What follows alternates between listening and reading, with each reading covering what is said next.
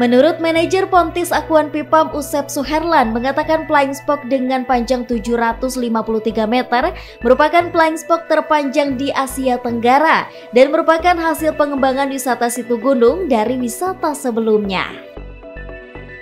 Di jembatan situ gunung dan Flying Spock. Untuk pengembangan tentunya yang sudah diinfokan di awal ada yang baru ya, yaitu Flying Spock panjang 750 meter. Kemudian kami kemarin tambahkan menjelang liburan yaitu floating di danau. Untuk terpisah itu kami ada untuk floating sendiri yaitu 25.000 sudah dengan perahu ya untuk mengantar ada juga untuk karena itu wahana baru kami berikan kendaraan rute jembatan air terjun dan sebaliknya.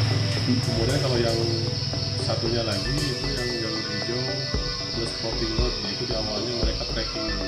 Sementara itu, selain Flying Fox terpanjang di dunia, pengelola wisata situ gunung juga telah mengembangkan tempat wisata jembatan gantung terpanjang di dunia Lembah Purba yang ditargetkan dapat dinikmati wisatawan baik lokal maupun mancanegara. Sedangkan untuk memastikan keamanan dan keselamatan pengunjung, pengelola tempat wisata ini menempatkan pemandu dan juga peralatan yang telah standar internasional sehingga akan merasa lebih aman saat melintas di udara. Dari Kadu Dampit, Kabupaten Sukabumi, Muhammad Ujang Heriaman melaporkan.